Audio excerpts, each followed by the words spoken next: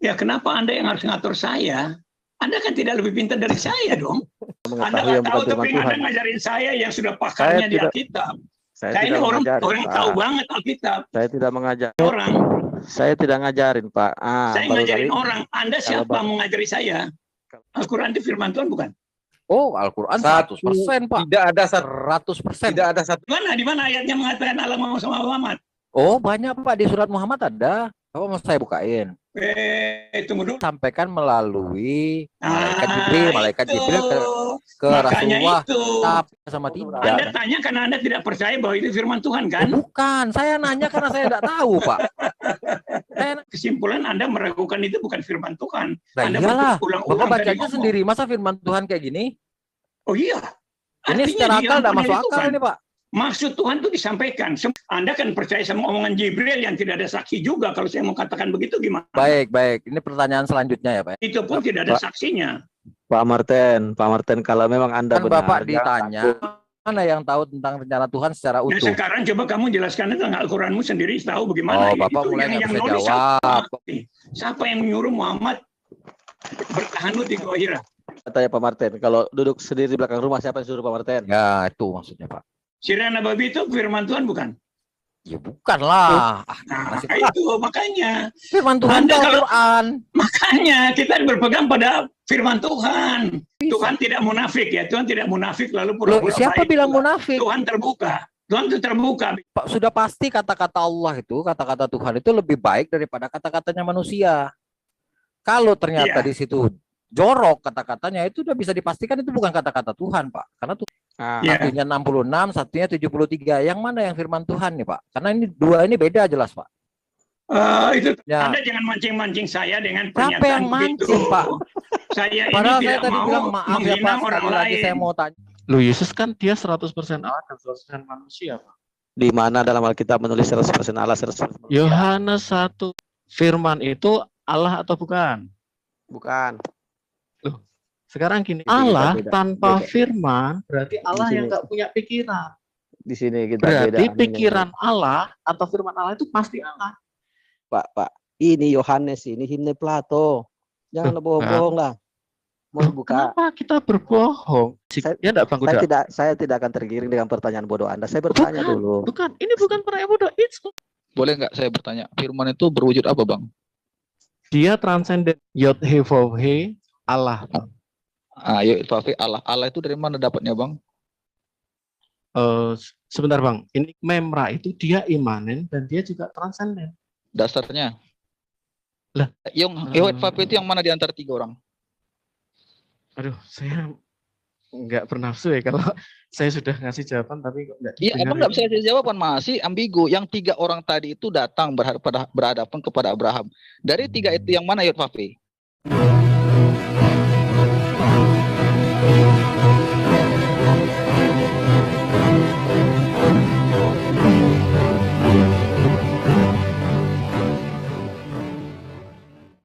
Assalamualaikum warahmatullahi wabarakatuh.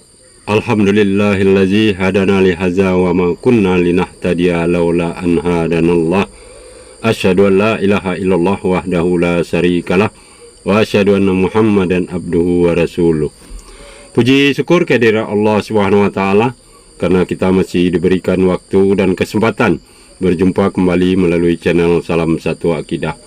Semoga kita semua dirahmati Allah dan diberi kekuatan serta keteguhan hati di dalam iman Islam untuk terus meningkatkan iman serta ketakwaan kita kepada Allah Subhanahu wa taala. Baiklah saudaraku semuanya, pada kesempatan kali ini saya akan menampilkan sebuah diskusi yang cukup menarik ya antara saudara muslim kita dengan pihak Kristen yang diwakili oleh Pak Martin Nale serta saudara Kristian ya. Dan topik yang dibahas tidak jauh berbeda dengan pembahasan sebelumnya, yaitu yang menjadi objek di sini adalah Yesus yang mana diyakini oleh umat Kristen sebagai Tuhan ya. Dan tentunya ini harus bisa kita lihat kebenarannya melalui kitab yang mereka pegang ya.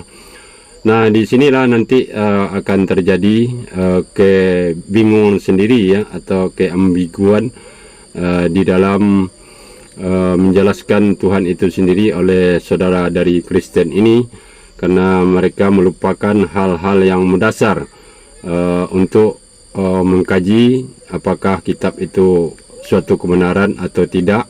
Tentunya kita harus merunut dari kitab itu sendiri ya, yang menulis siapa dan berasal dari siapa, kemudian isinya apakah pantas atau tidak pantas dikatakan sebuah kitab suci. Kemudian juga tolak ukurnya yang sangat terpenting adalah tidak mungkin kita manusia untuk menjabarkan atau mendefinisikan Tuhan itu sendiri berdasarkan keterbatasan akal kita ya. Nah, hal-hal seperti inilah yang dilakukan kebanyakan oleh pihak Kristen ya. Mereka mengatakan bahwa Tuhan mereka Esa, namun mereka yang menjabarkan atau mendefinisikannya, seperti halnya mengatakan bahwa Allah itu sama dengan firman, dan firman itu menjadi manusia. Artinya di sini mereka sudah mengkotak-kotakkan Tuhan mereka sendiri menurut kemauannya ya. Berbeda dengan kita di Islam, bahwa kita tidak akan pernah mampu untuk mendefinisikan Tuhan itu, kecuali hanya dapat merasakannya, kehadirannya di dalam diri kita, di dalam kehidupan kita semua. Nah, bagaimana nanti keseruannya ketika saudara muslim kita memberikan pertanyaan-pertanyaan yang sebetulnya sulit untuk dijawab oleh pihak Kristen, dan pada akhirnya mereka akan coba berdalih untuk bertanya kembali tentang Al-Quran serta kerasulan Nabi Muhammad SAW. Nah, diskusi ini sebelumnya berlangsung di channelnya Penegak Islam ya, kita dukung channelnya, dan juga channel Islam lainnya, kita dukung semuanya untuk sama-sama membentengi umat dari upaya pemurtatan serta penangkalan akidah umat Islam. Langsung saja kita simak videonya, selamat menyaksikan.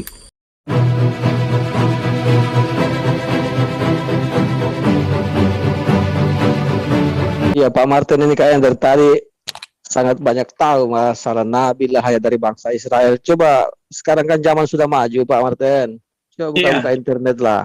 Itu Yohanes 1 ayat 1 itu siapa? Itu himne Plato, itu Platonis dimasukkan dalam kitab. Coba. Itu pendapat orang boleh-boleh saja. Ini kan keyakinan saya. Anda punya pendapat. Dengar dulu. Bukan pendapat orang. Iya. Kalau saya nggak mau kan Anda nggak bisa paksa saya. Iya, kan? Saya kan. Iya. Bagaimana Anda lebih pintar dari saya untuk saya pribadi? Kan saya lebih tahu untuk pribadi saya. Betul, Pak. Anda belajar dari orang lain. Kenapa Platonis jadi ukuran? Pak Martin, begini, saya berpegang pada Roh Kudus yang nonton saya. Kalau Bapak berpegang pada Roh Kudus, kenapa Anda perlu Alkitab? Bukannya Roh Kudus itu Tuhan. Seharusnya Anda tidak perlu kitab lagi, karena Anda langsung dibimbing oleh Tuhan. Coba jelaskan, Pak Martin. Itu kan Anda, karena Anda mau nantang saya, Anda lalu mengurang-urangi nilai Roh Kudus. Itu Roh Kudus Anda ngerti untuk apa? Di sinilah kerusakan akal manusia mencari-cari kesalahan orang lain. Marilah kita pegang. Jangan potong omongan saya dulu. Anda dengar omongan saya dulu, baru Anda omong. Iya, selesai. Saya kan juga bicara tadi langsung dipotong. Saya belum selesai. Jadi selesaikan dulu baru Bapak bicara. Nah, silakan. Jangan takut kebenaran, Pak. Maksud saya begini. Ketika sesuatu itu benar, kita sampaikan bahwa benar, tidak usah kita harus berbohong, tidak jujur pada diri sendiri, mengatakan ini itu, jelas-jelas itu Yohanes 1 ayat 1 itu bukan firman Tuhan, itu perkataan seorang filsuf Platonis, sudah diakui Bapak Gereja Santo, ada bukunya. Kenapa harus dengan membabi buta mengatakan itu firman Tuhan? Terus katanya dibimbing oleh Roh Kudus. Kalau memang Anda dibimbing Roh Kudus, dan Roh Kudus itu kan adalah Tuhan sendiri, kenapa harus pakai baca kitab? Bukannya Anda dibimbing langsung oleh Tuhan? Silakan Pak Martin. Ya, kenapa Anda yang harus ngatur saya? Anda kan tidak lebih pintar dari saya dong. Anda siapa? Anda siapa coba? Oke. Anda masa ngatur saya? Makanya saya bilang, orang yang berdosa itu pikirannya seperti Anda. Ini hak pribadi saya mau percaya apa saja kan hak saya. Anda mau percaya apa yang lain, ke saya tidak urusan itu. Tadi sudah saya ngomong ulang begitu. Ini keyakinan saya yang tidak bisa diganggu gugat oleh siapapun. Anda mau bilang apa, terserah, itu hak Anda, karena berpendapat tentang kekristenan itu banyak, dan kita tidak terpengaruh itu. Itu terkutuk semua itu menurut Galatia 1 ayat 6. Itu terkutuk semua itu. Jangankan Anda yang ngomong, malaikat ngomong pun terkutuk, kata Tuhan itu. Itu aja. Jadi saya nggak repot dengan pendapat orang. Saya sudah pelajari ini dan saya ngalami sendiri hidup dengan Tuhan. Saya ngalami sendiri. Nah, itu. Saya sangka. Saya tidak ada maksud mempengaruhi Pak Martin. Saya cuma mau bilang kita jujur saja. Kalau memang itu bukan firman Tuhan, jangan disampaikan itu firman Tuhan. Terus jujur, maksudnya gitu loh. Bukan yang firman Tuhan yang mana menurut Anda sekarang? Kalau memang Anda mau tersesat, itu bukan urusan saya, Pak. Saya cuma meminta agar ada kejujuran dalam menyampaikan sesuatu. Ya, yang firman Tuhan menurut Anda yang mana? Yang Yohanes 1 ayat 1 itu bukan firman Tuhan. Iya, yang firman Tuhan yang mana? Yang mana firman Tuhan menurut Anda? Ya, saya tidak tahu. Saya cuma mengetahui yang bukan firman Tuhan. Anda ngajarin saya yang sudah pakarnya di Alkitab. Saya ini orang tahu banget Alkitab. Saya tidak mengajarin, tapi kita jujur aja lah. Saya ini ngajar orang ya, jadi Anda nggak bisa ngajari saya. Saya ini ngajari orang. Saya tidak ngajarin, Pak. Saya ngajarin orang. Anda siapa mau ngajari saya? Kalau begitu saya ngajarin Bapak. Jadi kalau Anda misalnya mau ngajari saya, Anda tunjukkan siapa Anda. Anda punya kepintaran sampai di mana, siapa posisi Anda di mana. Saya jelas pintar. Kalau Anda cuma menolak itu, iblis pun menolak itu. Iblis pun menolak. Jadi bukan hanya begini loh Pak. Halo Pak. Halo. Sebentar. Pak Martin, saya jelas lebih pintar dari Pak Martin karena saya lebih menggunakan akal dan banyak referensi. Sebentar Pak. Sebentar. Saya cuma mau sampaikan ke Pak Martin ini, dalam menyampaikan sesuatu cobalah jujur. Jangan berbohong. Yang berbohong itu di mana? Anda kalau ngomong sekarang kalau coba Yohanes 1 ayat 1 itu firman Tuhan atau bukan? Loh, itu di dalam Alkitab kok, bukan firman semua ya, itu firman Tuhan atau bukan? Jawab aja. Firman Tuhan apa bukan? 2 Timotius 3:16 mengatakan bahwa segala tulisan itu dihilangkan. Yohanes 1 ayat 1 firman Tuhan atau bukan? Coba jujur aja, Pak. Jangan takut jujur. Coba jujur, Pak Martin. Saya ini kalau diatur sama Anda seperti itu. Saya nggak mengatur, cuma bertanya. Anda Muslim saya apa Muslim, sih? Pak. Saya Muslim. Kalau Muslim kan Anda bukan Kristen, berarti Anda nggak ngerti Alkitab dong. Makanya saya bertanya. Kalau Anda nggak percaya, memang kalau Muslim nggak percaya seluruh Alkitab banyak itu yang memang nonton, Pak. Makanya saya bertanya. Yohanes 1 ayat 1 itu firman Tuhan atau bukan? Ya jelas firman Tuhan. Kalau ada di dalam Alkitab itu firman Tuhan. Siapa yang bilang tidak? Kalau itu firman Tuhan. Semua yang di Alkitab jadi firman Tuhan ya Pak ya? Iya semua. Lanjutkan. Semua ya Pak ya? Lanjutkan Bang Jul, lanjutkan. Oh gitu. Lanjutkan. Boleh kita buka ayatnya ya Pak ya, izin ya. Lukas. Bentar Pak. Saya share screen ya Pak ya, izin. Ini Lukas 1 ayat 1 Pak. Iya. Theophilus yang mulia, banyak orang telah berusaha menyusun suatu berita tentang peristiwa-peristiwa di antara kita, seperti yang disampaikan kepada kita oleh mereka yang dari semula adalah saksi mata dan pelayan firman. Karena itu aku menyelidiki segala peristiwa itu dengan seksama dari asal mulanya. Aku mengambil keputusan untuk membukukannya dengan teratur bagimu. Dari Lukas kepada Theophilus, Pak. Ya. Nah, ini firman Tuhan bukan, Pak? Tadi Bapak iya, firman Tuhan. Semuanya firman Tuhan. Jadi Anda lihat di 2 Timotius 3:16, di sana dikatakan begini, segala tulisan diilhamkan oleh Allah ya untuk mengajar, menyatakan kesalahan, memperbaiki kelakuan dan menuntun orang dalam kebenaran. Segala tulisan itu diilhamkan oleh Allah. Jadi semua yang tertulis itu diilhamkan dari Tuhan sendiri. Nah, kalau kalian tidak mau percaya itu urusan kalian. Bukan yang saya tanya ini aja Pak. Bapak nggak usah ke ayat yang lain. Ini di depan mata kita tinggal kita baca. Iya. Ini firman Tuhan bukan, gitu Pak. Iya, firman Tuhan. Theophilus yang mulia firman Tuhan begitu? Iya. Tuhan bilang Theophilus ini yang mulia. Jadi begini. Ini Lukas ini kan menuliskan ini kepada Theophilus itu apa kekasih Allah gitu. Jemaat, kepada jemaat lah gitu. Jadi ilham dari Tuhan itu suruh menulis ini. Jadi Lukas itu dipakai Tuhan untuk menuliskan ini kepada mereka. Ini supaya Anda ngerti. Tadi pertanyaan saya, tulisan Theophilus yang mulia ini kan tertulis di Alkitab. Iya. Theophilus yang mulia, apakah Theophilus yang mulia itu adalah firman Tuhan? Seperti itu firman Tuhan. Theophilus yang mulia itu adalah jemaat. Yang dimaksud jemaat itu, jemaat. Untuk saya jemaat. Paham. Saya sudah baca juga tentang Theophilus. Maksudnya ini Lukas 1 ayat 1 sampai 1 ayat 4 ini apakah ini firman Tuhan atau ini kata-katanya Lukas pengantar surat untuk Theophilus gitu. Ataukah ini firman Tuhan kan gitu, Pak? Iya, yang dimaksud firman Tuhan itu semua dituntun oleh Tuhan. Diilhamkan oleh Allah, maksudnya itu gitu. Jadi dituntun sendiri oleh Tuhan untuk menuliskan itu. Iya kan. Kalau misalnya saya tanya Anda, yang nuntun beneran Tuhan atau bukan? Karena saya tanya Anda, tahu, Pak. Seperti Al-Quran misalnya, Al-Quran itu firman Tuhan. Ya. Coba ada Al-Quran itu firman Tuhan bukan? Oh, Al-Quran 100%, Pak. Tidak ada 100%. Tidak ada satu kata pun orang yang ngomong tidak ada kata-kata. Tidak ada satu kata pun. 100%. Apakah Allah ngomong sama Muhammad? Allah ngomong sama Muhammad? Benar. Hah? Seperti itu, Pak. Allah ngomong sama Muhammad. Di mana ayatnya mengatakan Allah ngomong sama Muhammad? Oh, banyak, Pak, di surat Muhammad ada. Apa mau saya bukain? Tunggu dulu. Apa baca surat Muhammad? Ada di surat Muhammad. Pada kamu. Manusia. Tapi Allah tidak berbicara kepada manusia. Ada. Baca Arat 27 baca itu. Hah? Allah tidak pernah bicara dengan manusia kecuali iya, makanya kan dia kan disampaikan melalui malaikat Jibril ke Rasulullah. Tapi kalau tidak Anda ada tanya firman ayat yang Lukas tadi, Pak. Bagaimana Anda bisa percaya bahwa Al-Quran itu firman Tuhan dari Jibril? Percaya, ada dari Jibril pun saksinya nggak ada, saksinya nggak ada. Itu. Jadi beginilah, makanya saya bilang tadi, kalau kita mencari-cari kesalahan, saksinya kalau Tuhan kita mencari kesalahan, nanti Anda dicari kesalahan juga di gitu. Makanya kan kita kan kembali ke teks tadi. Kalau Bapak mau ambil teks ayat manapun di Quran itu 100% firman Allah. Itu klaim seluruh. Oh, yang ngomong Jibril kalau firman Allah gimana sih? Sekarang kan ini kan ada klaim Bapak nih. Karena banyak orang Kristen yang bilang tidak semua di Alkitab itu adalah firman Tuhan. Itu kata orang.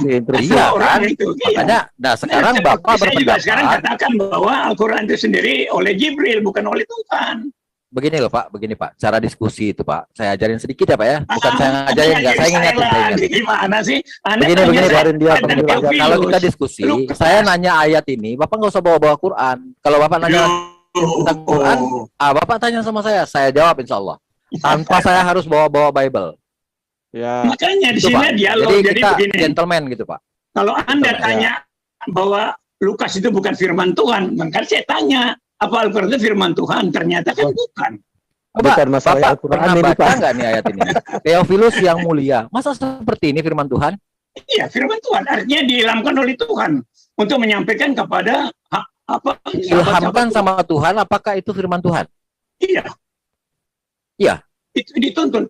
Anda baca ada 2 Timotius 3:16 itu. Bapak itu tahu firman itu apa? Kalau menurut Anda itu seperti kata-kata lah kalau kita Pak. Jadi kalau kata-kata Bapak titipkan ke orang itu menyampaikan ke. Jadi iya, artinya begini, firman itu maksud Tuhan itu disampaikan. Maksudnya apa? Disampaikan itu. Pak Martin ini. Tunggu dulu. Anda boleh koreksi saya, Lukas. Saya tanya Anda keberatan. Gimana? Enggak, silakan. Lagi ditanya Bapak. Apa Lukas itu firman Tuhan? Saya bilang iya. Ini ya, seperti ini tulisan firman Tuhan ya Pak ya? Apakah ini sekarang firman Tuhan ya? Yang di highlight ini firman Tuhan. Jadi jawab tadi iya. Supaya engkau dapat mengetahui segala sesuatu yang diajarkan kepadamu sungguh benar kan gitu. Oke ya. Ini firman Tuhan ya Pak ya. Kita lock ya Pak ya. Kita lock. Oke ya. Ya sudah, saya intinya itu aja sih. Intinya itu aja. Silakan. Artinya begini, segala tulisan itu diilhamkan oleh Allah, berarti firman Tuhan. Kalau Anda mau tanya soal sampai Lukas segala macam, sekarang saya tanya kembali Anda, apa Al-Quran itu firman Tuhan? Kan bukan. Kalau berdasarkan omongan Anda tadi. Siapa bilang bukan, Pak Martin? Bapak nanya apa? Tidak jelas suaranya, ulangi Pak. Kejar dia. Sekarang Bapak kejar dia. Bapak nanya. Bang Jul, tolong sampaikan ke dia agar menyampaikan berita yang benar, jangan bohong terus. Kalau ada yang dia klaim, tolong buktikan. Nah, silakan Pak Martin buktikan ucapannya barusan. Anda keberatan dengan kitab Lukas tadi, ya kan? Enggak ada keberatan, Pak. Saya cuma nanya, apakah Lukas 1 ayat 1 sampai 4 ini adalah firman Tuhan? Tunggu dulu. Itu aja kok. Makanya jawabannya iya sama tidak. Anda tanya karena Anda tidak percaya bahwa itu firman Tuhan, kan? Bukan, saya nanya karena saya tidak tahu, Pak. Saya nanya karena, Bapak jangan mengadili saya begitu, nggak boleh, Pak. Ya, kenapa Anda yang lebih tahu isi kepala saya kan saya sendiri, jangan bukan Bapak. Makanya itu. Makanya apapun yang jadi jawaban Bapak kan saya hargai tadi juga. Makanya itu, kalau Anda ragu-ragu dari pertanyaan Anda, saya dapat kesimpulan Anda meragukan itu bukan firman Tuhan. Nah, Anda iyalah, berulang-ulang Bapak bacanya sendiri, masa firman Tuhan kayak gini? Oh iya. Ini secara akal tidak masuk akal ini, Pak. Maksud Tuhan itu disampaikan, semua tulisan itu maksud Tuhan disampaikan. Ya ini kan cuma surat zaman dulunya, Pak. Bukan ini karena cuma surat manusia. loh. Terserah, itu makanya saya bilang tadi, Anda kan percaya sama omongan Jibril yang tidak ada saksi juga. Kalau saya mau katakan begitu gimana? Baik. Ini pertanyaan selanjutnya ya Pak ya, izin. Ya. Sedikit aja. Kita buka Ibrani. Ya. Ya, Ibrani ya Pak ya. Di komentarnya, di pendahuluan, Bapak bisa lihat, penulisnya tidak tahu Pak. Nih, tidak disebutkan. Saya nggak buka dari yang lain-lain. Ini Alkitab Sabda nih Pak. Tidak diketahui Pak. Tidak diketahui kepada surat ini dialamatkan, siapa yang nulis, dan segala macamnya tidak diketahui. Nah, terus dimasukkan ke dalam kitab suci. Bapak masih ngerasa ini firman Tuhan atau bagaimana? Lah yang nulis saja kita nggak tahu loh Pak. Firman Tuhan itu kan ada di naskah kan, berdasarkan naskah kan. Iya, siapa yang masukin ke naskah? Siapa yang masukin ke naskah? Ada di naskah namanya itu. Dikanonisasi mungkin istilahnya ya. Nah, sekarang siapa orangnya yang punya? Kalau saya cari kesalahan Anda bagaimana Anda? Loh, nggak ada kesalahan. Bapak kan tadi sudah katanya Bapak mau ditanya. Sedangkan Al-Quran itu sendiri, Al-Quran sendiri dari Jibril, dari Allah sendiri. Itu pun tidak ada saksinya.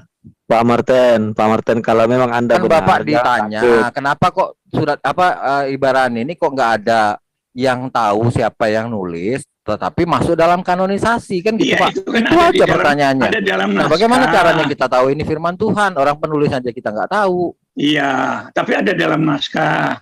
Jadi iya, memang paham. Naskah kan ada yang mengkanonisasi. Jujur ya, ada di naskah, cuma mereka tidak tahu, itu kan jujur dong. Jujur kan? Loh, bukan, naskah ini kan kepisah-pisah Pak. Bukan jadi satu kayak sekarang ya, kan? Jadi begini aja gampangnya. Anda sebagai muslim tentu tidak percaya semua isi Alkitab, saya percaya. Enggak, tapi Pak, Anda hargai saya. Tunggu dulu. Bagaimana caranya tulisan yang tidak ada penulisnya terus dimasukkan ke dalam Alkitab? Bagaimana caranya gitu loh? Itu banyak. Seperti Anda misalnya, sekarang saya jelaskan pada Anda ya. Al-Quran itu sendiri aslinya sudah dibakar oleh Utsman bin Affan. Saya nggak nanya itu, Pak. Makanya kamu jangan takut kalau kamu Bapak nanti ada kesempatan Bapak untuk bertanya. Sekarang Bapak yang lagi bertanya, Bapak jawab dulu. Kenapa ibaratnya nggak ada penulisnya terus dimasukkan ke Alkitab? Oke lah, ada naskahnya tanpa penulisan, tidak tahu siapa yang nulis, itu benar. Ya. Tapi dari berdasarkan naskah itu kita terima. Apakah itu firman Tuhan? Kan begitu. Apakah itu firman Tuhan? Firman Tuhan. Maksudnya gini Pak, maksudnya siapa yang punya otorisasi? Yang ini kan naskah-naskah banyak nih, naskah ini, naskah itu, naskah ini, naskah itu, terus dimasukin. Ini yang masuk ke kitab suci, yang ini bukan, ini masuk, ini bukan. Masuk yang apokrifa yang sekarang kan banyak tuh, ada 20-an kan? Betul. Nah, itu siapa yang punya otorisasi memasukkan ini masuk dalam kitab suci sehingga ini dipercaya bahwa ini adalah firman Tuhan seperti Bapak tadi bilang kan? Ya, itu adalah bapak-bapak gereja kan, yang mereka yang milah-milah itu kan banyak pendapat. Pendapat itu banyak gitu loh. Di Israel sendiri banyak pendapat tentang kekristenan, seperti misalnya pertama Yakobus sendiri bikin sekte Yahudi Kristen. Lalu pecah menjadi Nasrani dan Ebionit. Lalu Warakanova bawa Ebionit itu ke Arab sana. Jadi itu macam-macam. Jadi hal ini memang kalau kita mau cari perbedaannya ya banyak memang. Tetapi tidak berarti bahwa Alkitab itu lalu salah, karena sampai sekarang Alkitab tetap aja dominan kok. Tapi kalau kita mau cari-cari itu kan bukan pokok bahasan kita. Maksudnya tadi itu kan bagaimana caranya kanonisasi itu seperti apa kan yang apokrifa itu kan disebutkan yang apokrifa itu kalau dia tidak menunjukkan tempat dan waktu serta zaman yang pas dianggap itu ragu-ragu ya kan sehingga disebut apokrifa kan gitu Pak. Nah ini kenapa ini tidak dianggap apokrifa sementara penulisnya tidak diketahui siapa gitu Pak. Kalau yang kemarin disebutkan apokrifa itu jelas itu penulisnya ada Barnabas, ada ini ada itu banyak itu kan. Jelas itu penulisnya. Nah ini kita Ibarani ini tidak ada penulisnya, tapi dimasukkan ke dalam Alkitab. Karena isinya sesuai dengan rencana Tuhan gitu loh. Siapa yang tahu sama rencana Tuhan, Pak? Karena Alkitab itu menjelaskan semua itu. Iya, sekarang siapa yang tahu manusia mana yang tahu tentang rencana Tuhan secara utuh? Nah, sekarang coba kamu jelaskan tentang Al-Quranmu sendiri tahu bagaimana. Oh, Bapak itu mulai nggak bisa jawab, kok bawa Quran. Jangan dong, Anda jangan takut dong. Nanti sesi Bapak bertanya ada, Pak. Bapak belum selesai jawab. Kita harus berimbang. Nah, makanya tadi saya sedikit ingatkan ke Bapak. Kalau kita gentleman dalam menjawab sesuatu, nggak usah kita narik-narik yang lain untuk bisa menjawab atau mengalihkan. Kalau Anda itu namanya strawman argumen, Pak. Kalau Anda nyalakan saya berarti kita Anda benar. Namanya strawman argumen. Kamu takut nggak gentle lah kalau gitu. Saya juga tahu kok Anda yang cara-cara. nggak gentle. Kalau Anda mengatakan kitab suci saya salah, Anda buktikan bahwa kitab suci Anda benar. Bukan. Gitu kan? Sekarang ini masih ini sudah Bapak sudah nggak bisa jawab atau gimana? Kita lanjutkan ke Quran nih setelah ini. Iya, betul. Tadi kan sudah saya bilang tidak ada penulis tapi itu ada dalam naskah yang diakui oleh bapak-bapak gereja untuk dikanonisasi. Kan sudah beres, sudah. Oh gitu ya, nggak perlu tahu penulisnya siapa, tapi kalau isinya kira-kira sesuai dan sesuai dengan rencana Tuhan kan? Iya. Artinya boleh dikanonisasi, dimasukkan ke dalam kitab suci gitu Pak ya? Iya. Artinya ada manusia yang sudah tahu apa sebenarnya secara utuh itu rencana Tuhan itu seperti kan apa gitu dia sudah tahu. Itu lengkap, jelas kok. Dia tahu teks ini sesuai dengan rencana Tuhan, yang teks yang ini tidak gitu ya. Iya. Jadi orang itu tahu gitu ya Pak ya. Iya, artinya Bapak gereja itu ya Pak ya. Artinya Pak Jul juga boleh masukkan kata-katanya dalam Alkitab itu. Oh iya. Udah lah itu beda pertanyaan. Silakan Pak. Kalau Bapak ada pertanyaan tentang Quran, di sini banyak pakarnya Pak. Silakan Pak. Silakan. Saya ingin jelaskan penulisan Al-Quran itu sendiri. Pertama mulai dari misalnya menerima wahyu di Gua Hira itu siapa yang nyuruh Muhammad di sana? Supaya kita tahu pasti siapa yang menyuruh Muhammad bertahanut di Gua Hira.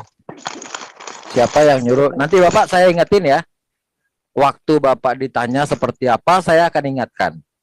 Ya Pak ya. Ini barusan kita sama-sama dengar, saksinya banyak. Ya kan? Yang mana nih Pak? Yang menerima wahyu yang mana nih Pak? Karena tiap-tiap ayat tuh beda-beda dia Pak. Yang saya tanya pertama, cara menerimanya beda-beda. Yang pertama atau yang mana? Makanya dengar saya pertanyaan saya. Siapa yang menyuruh Muhammad bertahanut di Gua Hira? Siapa yang menyuruh Muhammad bertahanut di Gua Hira? Ya itu kan udah kebiasaan dia sudah lama. Kalau Bapak biasanya main menyendiri di belakang rumah, terus saya tanya siapa yang nyuruh Bapak menyendiri di belakang rumah? Kan enggak ketemu dengan itunya dengan. Ya berarti bukan disuruh Allah gitu kan? Bukan disuruh Allah ya? Iya bukan, itu udah kebiasaan dia sudah lama dan kebiasaan Allah sudah tahu rencana itu gitu loh Pak. Jadi nggak disuruh memang ya? Ya enggak ada yang suruh lah, belum kan dia kan belum terima wahyu, gimana sih Pak? Cocok tadi pertanyaannya Bang Jul itu, coba tanya Pak Martin. Kalau duduk sendiri di belakang rumah siapa yang suruh Pak Martin? Ya itu maksudnya Pak. Jangan inilah pertanyaannya yang inilah yang memberikan ilmu gitu Pak. Pak Martin berak, siapa yang nyuruh berak? Aduh, sudah kebiasaan beliau sudah lama Pak. Jadi kalau kasaran kalau saya bertanya Pak, mana yang mengatakan itu di mana? Mengatakan itu di Al-Quran? Ada di Sirah Nabawiyah. Di mana? Di mana? Ada di Sirah Nabawiyah ada. Sirah Nabawiyah itu firman Tuhan bukan? Tapi tidak masuk di dalam hadis. Sirah Nabawiyah itu firman Tuhan bukan? Ya bukan lah. Nah, itu makanya. Firman Tuhan itu Al-Quran. Makanya kita berpegang pada firman Tuhan. Jangan pada pikiran manusia. Masuk di firman Tuhan. Firman Tuhan itu kan bukan receh-receh, Pak. Iya, makanya itu. Gak ada holoba di situ. Ada. Ngapain Tuhan firmannya kayak gitu? Apa namanya, kelamin kuda dimasukin ke dalam kitab suci? Enggak mungkin lah, di Quran nggak ada begitu Pak. Iya, tapi kelakuan manusianya kan kayak gitu. Kalau di Alkitab menjelaskan semua seks itu adalah kebejatan manusia. Iya, tapi kan itu tidak Tuhan pantas keluar dari mulut manusia yang Tuhan, bejat. Pak. Nah, Tuhan di itu dalam maha suci.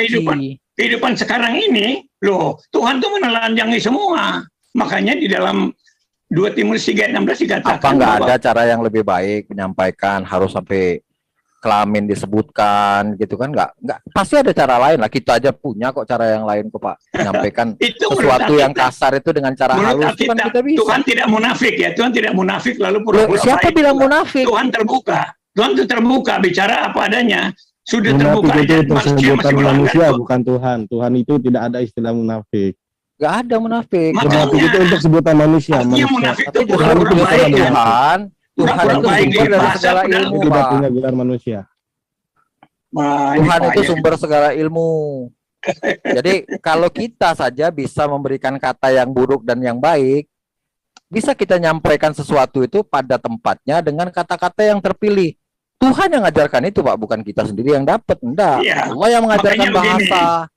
Loh, benar loh, Pak. Sehingga Pak, sudah pasti kata-kata Allah itu, kata-kata Tuhan itu lebih baik daripada kata-katanya manusia. Kalau ternyata Iya. di situ jorok kata-katanya, itu udah bisa dipastikan itu bukan kata-kata Tuhan, Pak. Karena Tuhan itu maha suci. Itu Nggak menurut pernah Anda seperti kan? itu gitu loh, Pak. Mungkin Mohon Allah maaf, Subhanahu wa maaf, Ta'ala Pak, tidak saya mau seperti nambahin, itu Pak. ya. Mohon maaf. Allah Ya, Subhanahu wa silakan, Ta'ala silakan. itu. Jadi gini, Pak, Anda saya jangan- agak keberatan Jangan masalah ngomong Tuhan itu sendiri munafik. Iya, enggak, ini makanya saya bilang maaf. Saya keberatan masalah Tuhan itu munafik. Munafik itu adalah sebuah penilaian Tuhan kepada makhluknya. Jadi nggak ada yang namanya Tuhan itu dinilai sama makhluknya itu munafik. Ya, munafik itu untuk ciptaan, bukan untuk Tuhan. Itu karena itu sebuah penilaian. Nggak ada hak ciptaan itu menilai Tapi Tuhan. Anda nyala-nyalakan Tuhan berfirman di situ, Anda nyalahkan. Oh tidak, Siapa yang Tuhan menyalahkan? adalah firman. Firman Tuhan ada Kita bisa salahkan. membedakan Karena mana yang namanya ada- firman Tuhan, mana yang Pak bukan. Martin yang ditanya itu siapa yang ngarang itu, yang masukannya, itu yang ditanya Firman Tuhan gimana, itu, Pak? namanya firman itu Tuhan. firman berarti isi Tuhan, itu pikiran firman dari satu, semua Pak. ditelanjangi, semua kelakuan Ah. manusia ditelanjangi. Begini, Iya, Pak, Apa namanya manusia Alkitab. Tuhan itu firman tidak Tuhan. nutup-nutupin. Bukan, Kelakuan Pak, manusia begini, semua Pak. ditelanjangi di situ. Firman Tuhan berarti yang jelas itu adalah isinya tentang kehendak Tuhan semua. Jadi bukan kehendak manusia-manusia. Jadi bukan kumpulan kehendak manusia. Itu di mana itu kita bandingkan saja antara Al-Quran dan Alkitab yang Anda miliki itu beda. Kalau di Al-Quran jelas Beda. siapa naratornya itu, yaitu Allah. Benar-benar adalah Allah. Bukan di situ Jibril ada kali. Jibril bukan Allah. Jangan Anda Ya, jangan Bapak sebut coba Allah ya. baca aja di Allah situ. tidak pernah bicara kepada manusia ya, tidak pernah Ya itu. iyalah. Jibril itu hanya sebagai perantara, Pak, bukan sebagai Makanya loh, Pak. Berarti bukan Allah kan? bukan. Jibrilnya di Islam beda, Pak, sama malaikat yang di Kristen. Jibril Malaikat itu di hanya Kristen itu bisa macam-macam. perantara, Pak. Perantara antara Jelas Allah kelakuannya. dan Kalau Nabi di Islam Muhammad. enggak, malaikat tuh dia tidak punya nafsu sehingga dia tidak mungkin berbuat salah gitu, Pak. Iya. Bedanya. Apa? Nah, sekarang saya tanya, Pak, satu pertanyaan gampang aja, Pak. Ringan aja, ringan. Kalau Alkitab di Bapak ini kan Protestan. itu nyelemnya tak ada. Hei, siapa tuh? Di mute dulu, di mute. Ya, ya, sudah. Pak Martin, tadi kan Bapak bilang Alkitab itu seluruhnya firman Tuhan, ya kan? Iya. Nah, sekarang Pak Martin kan Protestan. Artinya di dalam Alkitabnya Pak Martin ada 66 buku kan ya? Iya. Nah, sementara di Katolik ada 73. Iya. Satunya 66, satunya 73. Yang mana yang firman Tuhan nih, Pak? Karena ini dua ini beda jelas, Pak. Itu tergantung mereka ya, karena mereka bukan Nah, Protestan ini ya. saya nanya Bapak. Iya, makanya saya bilang tadi. Menurut pendapat Bapak yang mana yang firman Tuhan, yang mana yang bukan gitu. Yang artinya ada sisipan atau ada kekurangan kan? Saya menghargai orang Katolik. Kalau mereka anggap itu sebagai firman Tuhan untuk membantu membangun iman mereka, kenapa salah? Karena Anda juga kan baca-baca buku lain, bahkan Anda sendiri percaya pada hadis yang kata manusia. Itu contohnya seperti itu. Anggapan. Pertanyaannya saya ulang ya, Pak ya. Nah, Apa pendapat Bapak? Yang manakah yang firman Tuhan yang 73 buku kah? Atau yang 66 buku? Pendapat Bapak? Anda ini tahu nggak? Saya ini orang yang sangat menghargai orang lain. Saya tidak mau menyalahkan orang Katolik. Saya percaya pada 66 buku saya. Tapi kalau dia berbeda itu hak dia. Saya tidak berani nyalahkan. Bapak Karena percaya itu nggak sama yang 73? Hah? Bapak saya percaya percaya sama yang 73? Enggak. Saya percaya pada Alkitab saya yang 66. Artinya Bapak tidak percaya sama yang 73 gitu ya? saya tidak katakan tidak percaya, karena kita juga baca buku. Kalau Anda juga baca buku, bahkan Anda percaya hadis-hadis yang tulisan manusia. Coba Anda jangan ngomong begitu. Itu tuh Bapak saya ingatin lagi ya. Yang gentleman itu kalau bicara ditanya tentang Alkitab saja, Bapak nggak usah bawa hadis, nggak usah bawa Quran. Kan Bapak ditanya tentang Alkitab. Untuk Anda enak, Anda menghakimi saya semaunya. Bukan, saya tidak mau. Saya nanya. Tadi saya tanya, Anda kurang baik apa, kurang sopan apa pertanyaan saya? Saya ulangi lagi, menurut pendapat Bapak, ini kan ada 66, ada 73, yang manakah yang firman Tuhan? Kan yang saya pegang ini 66. Nggak ada indikasi apa-apa dengan pertanyaan saya, Pak. Bukan main Bapak kok malah nyela saya sampai seperti itu. Janganlah, jangan kayak gitulah. Saya tidak mau orang beriman, kan tentunya dituntun sama Roh Kudus, tentunya sabar, tentunya. Anda jangan mancing-mancing saya dengan pernyataan begitu, Pak. Saya padahal ini saya tadi bilang maaf ya Pak, sekali lagi saya mau tanya dengan segala santun, saya sudah optimal Pak, kesantunan saya sudah tunjukkan secara optimal. Saya nggak tahu kalau Bapak masih kesinggung, itu indikasi apa gitu kan? Anda mencari-cari kesalahan sebenarnya itu. Saya nanya 66 sama 73 yang mana yang firman Allah menurut Bapak? Otomatis saya berpegang pada 66. Anda sudah tahu itu kan? Ya, bagaimana kalau pendapat Bapak? Kenapa jadi Anda kenapa saya tidak jadi percaya pada ya sudah Pak, saya nggak nanya lagi Pak. Saya Bapak ini apa penilaian Bapak sama saya buruk terus. Ya Pak, lanjut Pak. Siapa nih? Kang Awi silakan. Iya, silakan Pak Martin kalau ada mau bertanya dulu. Saya berikan kesempatan Pak Martin bertanya ke saya tentang Islam, nggak masalah. Soalnya kalau nanti kita tanya dia bilang menghakimi. Dia bilang begini. Iya, bukan omongannya itu kan mencari-cari kesalahan. Saya bukan tidak perlu Tuhan. Ini itu semua kan tidak bagus. Apa yang 73 apa 66 itu kan kita dipancing-pancing untuk menghakimi orang lain. Dan saya paling nggak suka gitu tuh. Saya berpegang pada keyakinan saya sendiri. Iya, Anda kan mancing-mancing cari kesalahan begitu. Lebih beginilah. Anda jelaskan Al-Quran atau Allah Anda sendiri. Tentang Allah sendiri Anda jelaskan sama saya. Anda kan bicara tentang Yesus. Sekarang saya tanya Anda, tolong Anda jelaskan tentang Allah Subhanahu wa taala itu bagaimana Anda bisa meyakini dia, dasarnya apa? Allah Subhanahu wa taala itu berbeda dengan makhluknya, Pak. Itu yang pertama dulu ya. Yang kedua sesuai dengan surah Al-Ikhlas. Qul huwallahu ahad. Ialah dia itu Allah yang esa. Allahu samad, tempat tergantung segala sesuatu. Lam yalid wa lam yulad, tidak beranak dan tidak diperanakan. Walam yakullahu kufuwan ahad, dan tiada yang setara dengan dia. Itulah jelasnya tentang Allah Subhanahu wa taala. Allah sendiri yang memperkenalkan dirinya. Nah, di Islam begitu, Pak. Itulah indahnya Islam, karena Tuhannya sendiri yang memperkenalkan dirinya bahwa saya seperti ini. Maaf Anda ya. Percaya maaf. Itu. Anda percaya itu kan? Bukan percaya lagi, meyakini itu. Meyakini, itu benar. Tanpa ada bukti. Apa yang mau dibuktikan itu sudah terbukti kok. Itu dari situ masalahnya.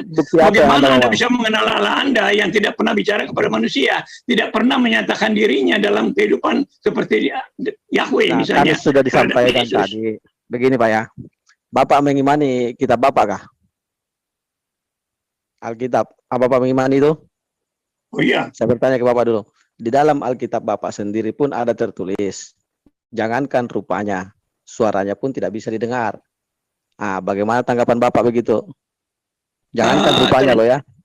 Apalagi suaranya saya nggak bisa didengar. Saya komparasi ini. Bagaimana menurut Bapak itu? Allah berbicara kepada Abraham pertama. Saya tidak bertanya kepada Abraham. Saya bertanya kepada Pak Martin. Loh, Anda kan dia bicara kepada manusia, kan Anda bicara. Itu ada tertulis dalam kitab Anda. Jangankan rupanya, suaranya pun tidak bisa didengar. Buktinya Abraham mendengar, Musa mendengar. Berarti kitab Anda berbohong? Hah? Berarti kitab Bapak berbohong? Bukan. Zaman itu dia berbicara kepada kita tidak. Dia datang kepada manusia dalam rupa manusia. Berarti cuma zaman itu berlaku. Kitab itu cuma berlaku pada. Berarti kitab itu cuma berlaku pada zaman itu. Iya. Sejak kapan kitab yang menulis, sejak kapan kata-kata yang tertulis jangankan rupanya, suaranya pun tidak bisa didengar, sejak kapan itu berlaku, Pak? Yesus bicara dengan siapa, Pak? Kita tanya dulu ini mengenai kitab, karena dia selalu mengatakan melihat. Enggak, saya Kristen, Bang. Saya Kristen. Yesus sedang berbicara kepada siapa pada waktu itu? Coba Abang buka aja ayatnya itu. Nanti kelihatan konteksnya. Itu ada di mana itu, Pak? Di Perjanjian Lama, Perjanjian Baru? Itu di Perjanjian Baru. di Perjanjian Lama? Loh, abang kan yang nyari kan ayat di Perjanjian Baru, kemudian abang tabrakkan ke Perjanjian Lama. Di Perjanjian Lama Nah, ada kan juga kita lihat dulu konteksnya dalam Perjanjian Baru, Yesus sedang berbicara dengan siapa? Tidak, bukan masalah itu. Anda percaya tidak itu ucapan itu? Oh iya dong, percaya dong. Nah, kalau Anda percaya, Yesus, jadi ketika gini bang, maksud saya gini, ya itu ada di ketika Perjanjian Yesus Lama Perjanjian Baru. berbicara, ketika Yesus berbicara, kamu nggak pernah dengar. Yesus sedang berbicara kepada orang-orang Yahudi di situ. Suaranya tidak pernah kamu dengar, gitu loh bang. Tapi Allah dalam Perjanjian Lama, dia bisa menunjukkan dirinya, nggak cuma itu, dia bisa menunjukkan diri kepada berarti Perjanjian Lama dengan Perjanjian Baru berbenturan. Dia bisa bicara, tetapi ya itulah logosnya yang berbicara, yang berteofani itu logosnya. Makanya hanya di dalam Islam Allah tidak menunjukkan dirinya. Di dalam Perjanjian Lama Allah bahkan berjalan-jalan di dalam taman. Berarti Perjanjian Lama dengan Perjanjian Baru tidak sejalan. Ya sejalan bang. Di dalam Perjanjian Baru Allah nuzul. Dalam Perjanjian Baru Allah juga bisa tuh berjalan-jalan. Allah nuzul menjadi manusia. Dalam Perjanjian Lama Allah juga bisa berbicara. Mana di Perjanjian Baru Allah jalan-jalan?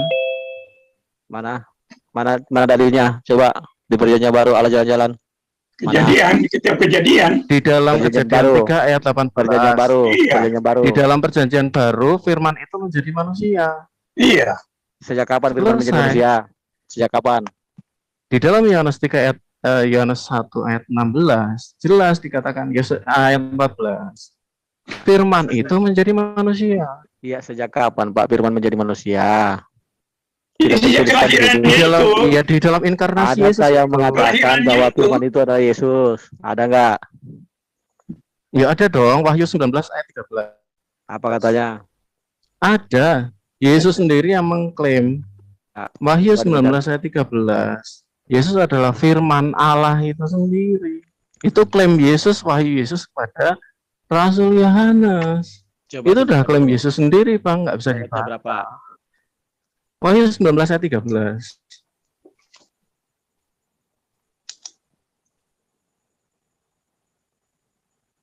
Wahyu 19. Wahyu itu kata Paulus, bukan kata Yesus. Kata Yesus. Makanya saya bilang buka dulu, mana? Ini perkataan Paulus, surat-surat Paulus ini. Mimpi-mimpi. Coba abang buka ya, satu konteks. Coba ya, kita buka ya, satu konteks ya, Bang. Coba ke atas, abang ke atas dikit. Namanya coba. Firman Allah. Nah, tunggu. Ayat 11 ya. Yohanes mengatakan, karena dia mendapatkan wahyu langsung. Lalu aku melihat surga terbuka sungguh dan seekor kuda putih. Dan ia menunjuknya bernama yang setia dan yang benar. Ia menghakimi dan berperang dengan adil. Dan matanya bagaikan nyala api. Dan di atas kepalanya terdapat banyak mahkota dan padanya ada suatu nama yang tidak diketahui seorang manusia sendiri. Dan ia memakai jubah yang telah dicelup dalam darah. Dan namanya adalah Firman Allah. Begitu saudara-saudara. Mana Yesus yang mengatakan dirinya adalah Firman Allah, mana? Lah, abang ini baca satu konteks atau abang ini baca untuk ngeyel? Sudah, saya kan bertanya. Monggo Pak Martin, silahkan dilanjut Pak Martin. Saya kan Anda yang bilang tadi, karena Anda yang mengklaim, makanya saya bertanya di mana Yesus mengklaim dirinya adalah Firman Allah yang menjadi manusia. Ini jangan-jangan ayat ini metafor tadi kayak katanya Pak Martin. Yang mana nih yang benar nih? Ini adalah kitab Wahyu. Kitab Wahyu adalah pewahyuan dari Yesus kepada Yohanes. Jadi ini jelas Yesus namanya adalah Firman Allah. Itu adalah wahyu langsung. Gimana tadi Bang? Wahyu adalah apa? Wahyu adalah kitab yang diwahyukan Yesus kepada Yohanes secara langsung. Dan di situ bisa kelihatan sekali ayat 13. Bukan, maksudnya semua ayatnya itu tidak ada metafor atau ada metafor.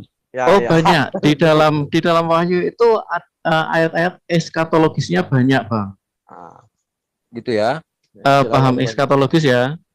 Tahu. Eskatologis itu tentang masa depan. Jadi banyak metafor juga. Berarti ini banyak metafor ya. Nah, terus yang apa? Banyak. Yang matanya bagai yang ayat 2 itu? Ayat 2. Matanya bagai nyala api, di atas kepalanya banyak mahkota. Iya. Nah, ini nya di sini abang perhatikan, nya di sini siapa? Ya ini kan merujuk kepada Yesus lagi. Oke. Coba naik ke atas yang Wahyu yang awal. Wahyu 1 aja, Wahyu 1. Yang suara dari belakang itu. Tuh. Bentar, Bang. Ini soalnya ini. Wahyu 1, ya, ayat 1. Iya. Turun ke bawah. Ya, terus pas ke surat. Mana, Bang? Surat ke 7 jemaat.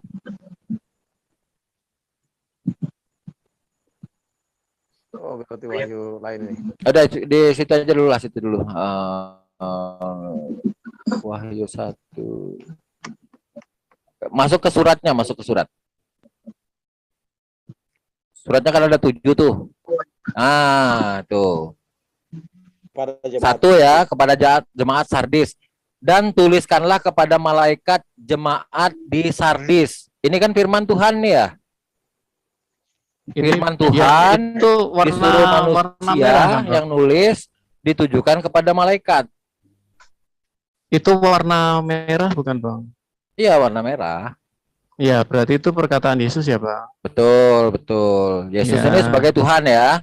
Iya, betul. Nah, saya ikut aja nggak apa-apa. Terus diminta kepada Yohanes untuk menulis. Iya, betul. Betul ya. Dituliskan kepada malaikat ya. Iya. Kenapa harus Tuhan komunikasi ke malaikat harus melalui manusia? Bukannya Tuhan bisa langsung ke malaikat dan malah lebih gampang harusnya. Ada beberapa tafsiran mengenai itu, Bang. Jadi metafor salah satunya malaikat itu bisa berarti penatua jemaat. Iya. Jadi ada beberapa tafsiran. Malaikat berarti pengakuan jemaat. Penatua jemaat. Karena kalau kita bicara angelos, Iya, yang itu mewakili utusan. jemaat itu. Ya, jadi ada beberapa tafsiran gitu. Kenapa Bang. nggak ditulis saja penatua jemaat? Kenapa harus malaikat? Walau alam, Maksa Bang. sih. Ada tuh Bukan gitu. Ini kan yang bukan. dong. Mungkin Ada dengar begini, aja Pak. penjelasannya. Sorry, Pak. Ada kok kritik melulu sih. Iya, sorry Pak. Kalau untuk orang Bang. sekelas Pak Dialognya nggak Martin, bagus itu.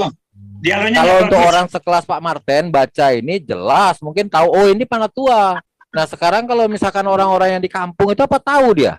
Makanya ada Malaikat hamba Tuhan jemaat itu tuh, untuk Pak, menjelaskan. Tiap minggu ke gereja itu untuk dengar itu. Makanya Gimana kan ada penjelasannya di tafsiran. Alkitab Pak? Bahwa malaikat jemaat itu adalah penatua gereja atau penatua jemaat. Di mana tulisannya? Metafor. Ini, Tinggal Bang. ada mengerti aja Kalau apa abang enggak lihat gitu. malaikat itu kan angelos ya, Bang ya. Angelos. Ya. Angelos itu juga bisa berarti utusan. Nah, di situ, Bang. Sederhananya seperti itu. Oh. Gitu ya. Saya ini Pak. Sederhana tuh, Bang. Iya. Tidak sederhana. Enggak, saya enggak tipe memaksakan Siap. agak kurang Oke, puas saya gitu ya. respect. Saya hargai Ya, saya. saya respect. Ya. Masuk ke atas sebelum ini waktu yang di awal. Oke. Wahyu 1. Ya. Ayat 8. Apa? Ayat 8 tuh merah, Bang. Hop. 8 ada lanjutnya. Iyalah 4 coba. 4 yang apa matanya ada mata apa ada apinya itu gimana tuh? Sebentar ya, tak cari. Ya tadi. Enggak sebelum itu dia, sebelum surat. Ya, ada. Aku tahu maksudnya. Yang matanya pakai Sebelum surat-surat. Kepada sebelum surat-surat. Yang itu loh yang ada kaki Dian itu, kaki Dian. Oh, 7 tanduk itu ya. Diannya nggak ada di situ, cuma kakinya aja tapi. Tahu tuh kaki Dian itu maksudnya apa? Ntar. 1 ayat 14 Coba mana? 1 ayat 14. Kepada Kaki Dian. Coba ayat 14 itu ya. Kepala dan rambutnya putih bagai bulu putih merah dan matanya bagaikan nyala api. Ya, baik. Ya kan? Pertanyaannya terus gimana, kakinya mengkilat bagaikan tembaga. Oke. Ya, betul. Dan tangan kanannya memegang 7, lanjut. Ada juga ini pertanyaan saya nih, 18. dari mulutnya keluar sebilah pedang tajam bermata dua. Ya. Wajahnya bersinar-sinar bagaikan matahari yang terik, ya kan? Iya. Nah, ini perwujudan siapa nih? Yesus kah ataukah Bapak atau siapa? Halo Bang. Halo, Bang. ya. Ini perwu apa tadi? Sorry, koneksi saya unstable. Ya, lanjut. Ini perwu apa tadi? Perwujudan atau penampakan Yesus kepada Yohanes. Iya. Ataukah ini Bapak ataukah siapa? Iya, ini penampakan Yesus, Bang. Yesus ya. Jadi dari mulutnya keluar sebilah pedang tajam. Ini metafor atau beneran? Dari awal coba kalau Abang perhatikan ya. Di tengah-tengah kaki Dian itu ada ayat 13 ya, saya baca ya. Jadi kita berbicara Alkitab, kita teks dan konteksnya itu nggak bisa kita cabut pasang begitu saja. Ayat 13 ya. Dan di tengah-tengah kaki Dian itu ada seorang serupa. Ya kan? Artinya apa? Apa yang Yohanes lihat di sini? Dia berusaha mengantropomorfikan dengan apa yang dialami sehari-hari. Karena dia tidak punya kemampuan untuk menggambarkan itu. Ayat 14 ya. Ayat 14 ini mimpinya Yohanes ya. Ada ayat dikatakan bagaikan, kemudian matanya bagaikan dan kakinya mengkilap bagaikan, ya kan? Artinya Yohanes berusaha menggambarkan. Jadi dia tidak punya gambaran yang jelas, dia hanya bisa mengatakan bagaikan. Coba di 16-nya adalah kata ya, bagaikan. 16-nya tidak bagaikan masalahnya. Dari tangan. Saya tahu kalau yang bagaikan saya nggak tahu. Oke, saya paham maksudnya, Bang. Jadi Abang kan berusaha mencapai di ayat 16. Padahal ayat 16 itu kan nggak ada tulisan 16, Bang. Jadi Abang baca konteks dekatnya. Nggak, di ayat 16 nggak ada kata bagaikan loh. Makanya saya tahu posisinya di mana. Tulisan ya, sini, 16, baca, tulisan 16 itu adalah penambahan penomoran. Bisa dibayangkan tidak? Lagi. Jadi, sama dengan Al-Quran kan juga ayat-ayatnya juga penambahan. Iya, tahu. Jadi ini kan Abang membaca secara kan? konteks. Ya, jadi apa yang Sapa Yohanes sampaikan pada waktu itu? Dia berusaha menyampaikan karena dia tidak punya gambaran yang lebih baik. Pak siapa ini yang bicara? Dia bilang penambahan penomoran, di sini ada tanda bintang loh ya. Nah, lihat di layar kan? Anda bilang itu 16 hanyalah sebagai penambahan penomoran. Nah, jelas-jelas. Maksudnya kenapa, Pak? Tanda bintangnya ini. Maksudnya ayatnya lain. Iya, konteksnya berbeda atau gimana? Dia maksudnya ini 16 ini seharusnya bukan 16, ini masih masuk dalam ayat 15. Sena perutnya aja mereka. Abang pernah melihat minuskul? Halo, Bang. Aduh, udah. Apakah Abang pernah melihat kitab minuskul? Tidak, saya tidak pernah melihat. Oke, saya boleh terangkan, Bang? Karena Abang bertanya kan? Saya terangkan boleh ya? Saya bertanya dulu. Saya boleh terangkan, karena Abang bertanya. Jangan lari dulu, Pak. Bapak bilang ini seharusnya tidak ada nomor 16. Itu gabungan dari nomor 15. Jangan bohong lah. Ini aja nomor 15 terputus kok. Nomor 15 itu ada referensinya itu loh. Nah, iya, itu kan ayat paralel. Jangan paralel. Sebentar, Bang, sebentar. Kecuali niat Abang kan jujur dalam berdiskusi itu jujur aja. Loh, kita juga kurang jujur seperti apa? Nah, kita hanya menyampaikan bacanya jangan satu titik. Abang baca konteks dekatnya. Konteks dekat itu apa? Artinya baca atasnya, baca bawahnya. Itu, Bang. Gitu loh. Ini semua kurang jelas seperti apa penjelasan saya? Enggak, maksud saya gini, apakah ini metafor atau bukan gitu loh, itu intinya. Dari awal saya sampaikan kitab ini bicara kitab eskatologis. Iya. Jadi banyak gambaran-gambaran, makanya dikatakan ada bagaikan. Itu adalah kitab penglihatan. Yang namanya penglihatan. Saya paham. Kalau dia bilang bagaikan, artinya kan tidak sama dengan apa yang digambarkan.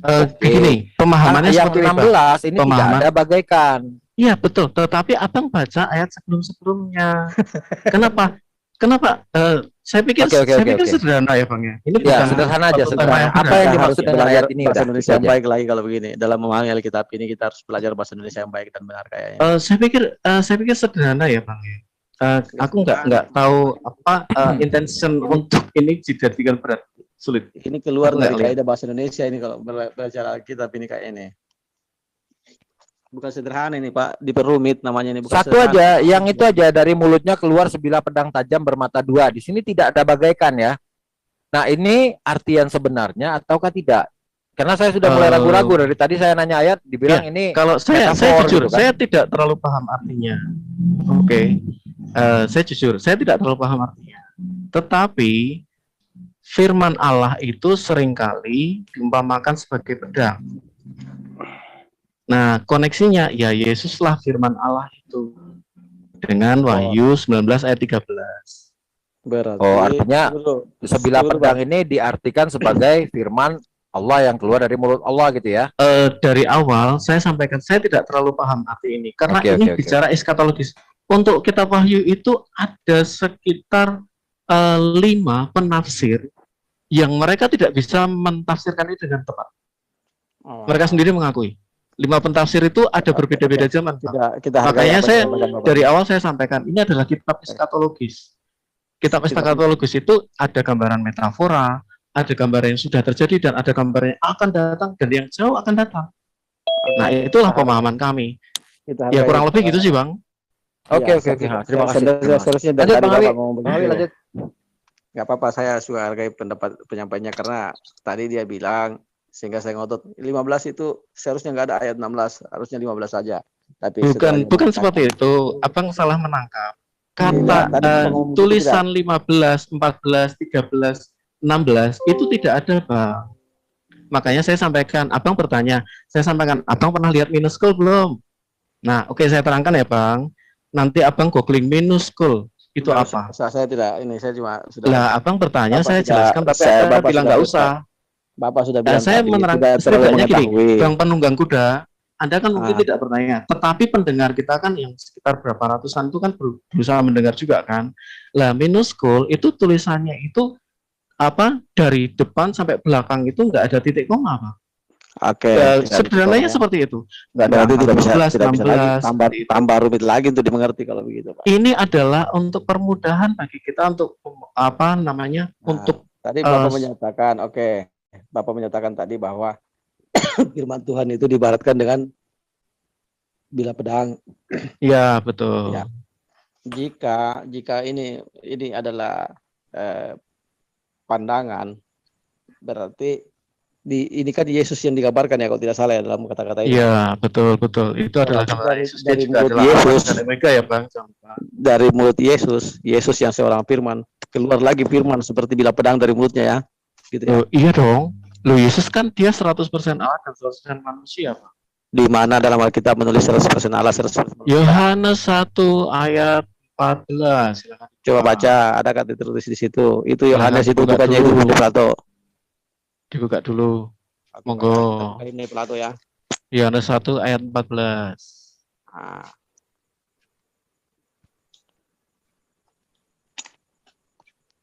Firman itu telah menjadi manusia. Oke. Ya kan?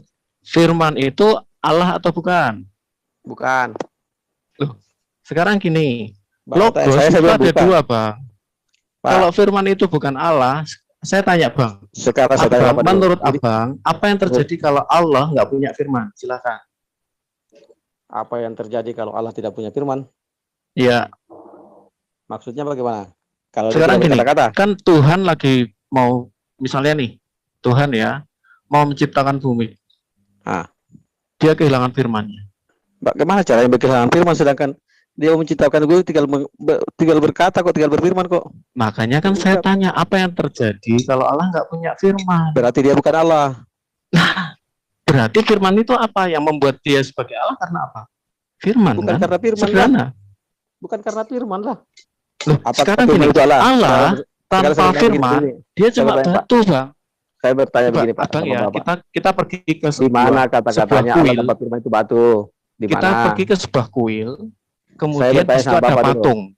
Saya bertanya sama Bapak dulu. Di situ Allah yang tidak punya firman itu hanya sebatas bongkoh batu, Bang. Siapa yang bilang itu Allah? Loh, makanya kan Allah tanpa firman itu batu. Saya bertanya, siapa yang bilang itu Allah? Yang di kuil itu siapa yang bilang begitu? Itu bukan Allah karena dia nggak punya firman kan? Ya, siapa yang bilang Allah memang tadi? Bapak yang bilang enggak. Saya kasih penjelasan kepada Abang. Itu analogi Anda salah. Sekarang saya bertanya begini. Apakah kata-kata Anda itu adalah Anda sendiri? Kata-kata saya itu kan ada dua, Bang. Ada kata-kata yang di dalam hati saya, ada kata-kata yang keluar dari saya. Nah, saya bertanya, apa kata-kata Anda itu adalah Anda sendiri? Lah iya dong. Pikiran saya itu adalah kata-kata saya. Allah tanpa firman berarti Allah yang nggak punya pikiran. Di sini kita berarti pikiran Allah atau firman Allah itu pasti Allah. Dan pikiran Allah yang pasti Allah itu telah menjadi manusia. Makanya dia 100% Allah, dia 100% manusia.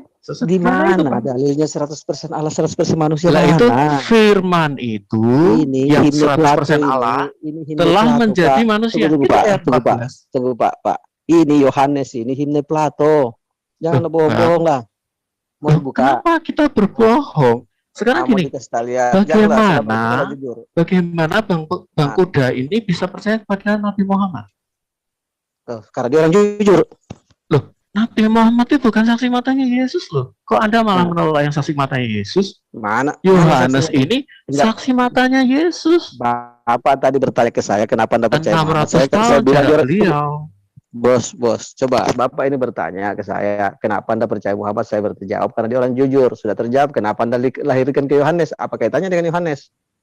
Karena bagaimana Anda bisa percaya orang yang 600 tahun dan nggak pernah ketemu Yesus dan Anda menolak sumber Yohanes? Apa kaitannya? Yohanes itu saksi mata, Bang.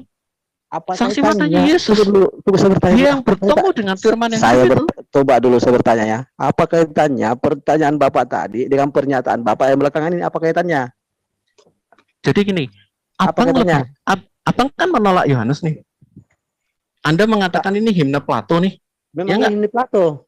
Nah, dari mana Anda bisa menolak Yohanes? Oke. Saya mau sebentar Bang, sebentar. Tunggu dulu, jangan dulu. Santai Bang Kuda. Saya juga santai, tunggu dulu. Bagaimana Anda bisa menolak ini sementara Anda percaya Nabi Muhammad? Yang Nabi Muhammad nggak pernah tahu tentang Yesus. Apa kaitannya ini dengan Nabi Muhammad, Pak? Saya tanya dulu. Loh, karena dia tidak pernah mengetahui siapa Yesus. Tunggu, apa kaitannya? Tetapi Yohanes itu saksi matanya. Anda menolak saksi mata dan Anda terima orang yang bukan saksi mata. Cerdas nggak sih Bapak ini? Ya enggak, Bang Kuda. Saya tidak akan tergiring dengan pertanyaan bodoh Anda. Saya bertanya dulu. Bukan, ini bukan pertanyaan bodoh, it's logic. Jawab pertanyaan saya, Jawab pertanyaan saya dulu. Jawab pertanyaan saya gini, Pak. Ya.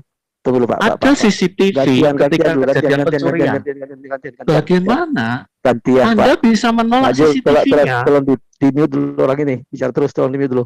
Beritahu saya logik Anda. Tolong di mute dulu orang ini. Ya lucu dong kalau saya di mute. Oke, saya yang mute diri saya sendiri deh. Saya mute diri saya sendiri. Silakan Bang Kuda. Ya, Anda kan bicara gini loh, siapa Bang yang tunggu dulu Bang, saya bertanya ke dia dulu. Apa kaitannya pertanyaan Anda tadi dengan mengatakan saya mengatakan ini adalah himne Plato, terus apa kaitannya dengan Muhammad dengan himne Plato? Coba cerita sedikit. Jawab ya. Oke, apa saya kaitannya jawab. Ya? Apa kaitannya? Jawab. Apa kaitannya? Boleh saya jawab? Ya, silakan. Apa kaitannya? Silakan. Oke. Pertama saya sampaikan seperti ini ya, Bang. Abang menolak Injil Yohanes. Saya bertanya apa kaitannya Muhammad dengan Injil Plato? Gini aja, saya merasa saya lebih bodoh. Saya nggak lanjutkan. Saya lebih bodoh. Saya yang ngebodoh loh. Saya bertanya. Begini loh, Bang Christian. Bang Awi, sebentar Bang Awi. Kita harus bicara logis. Begini Bang, mungkin gini, Bang Awi, sebentar Bang Awi. Bang Christian gini, jadi anggaplah mungkin kayak ujian teologi lah gitu ya, kelas teologi, atau saya mungkin ada kelas tentang agama Kristen mungkin di kelas saya kan. Pak. Terus ada ujian, kan saya jawabnya kan nggak boleh. Kalau ini seperti di Quran, ini kan nggak bisa kan, pertanyaannya sama jawabannya itu tidak nyambung. Itu seperti orang-orang yang sudah mulai kehabisan kata-kata untuk menjawab. Iya, makanya jawabannya sudah menunjukkan lack of knowledge gitu. Oke. Boleh sebenarnya Bang. Nanti ada saatnya Abang saya persilakan gantian nanya sama Bang Awi itu, biar dia jangan cuma bisa nanya aja, dia harus bisa jawab juga kan gitu. Ada gilirannya gitu, Kang. Jadi intinya Bang Zul pengen saya jawabnya hanya dari Injil gitu aja kan Bang? Oh iya dong, gitu. Oke. Oh, itu gentleman. Bang Alwi setuju nggak? Saya jawab dari inti saja gitu. Setuju. Coba begini Pak Christian, saya sampaikan Emang harus ya. begitu, Bang. Harus begitu. Oke, itu yang Anda sampaikan ya. Baik, saya berjawab. Pak Christian, tunggu Pak Christian. Saya sampaikan sebelumnya. Kalau berdiskusi atau berdialog dengan saya tidak usah coba lari kemana-mana. Seperti Anda tadi menanyakan. Saya berkata ini adalah himne Plato. Terus Anda larikan ke Muhammad. Saya akan jawab apa kaitannya. Jadi tolong kalau dengan saya tolong agak cerdas sedikit arah diskusinya. Tidak akan tergiring saya, baik, Pak. Bang. Sekarang saya bertanya tadi. Saya akan mengatakan ini adalah himne Plato. Sekarang buktikan kalau ini bukan himne Plato.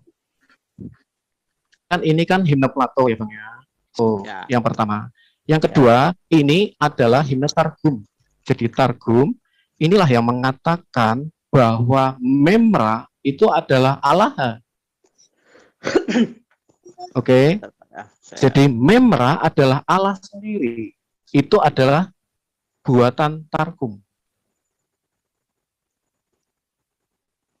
Nah. Ini himne Platonis, Pak ya. Nah, pada mulanya adalah firman. Sekarang dibantah itu kalau memang itu bukan himne Plato. Bantah aja, Pak. Targum ini sementara Yohanes dia mengambil sumbernya dari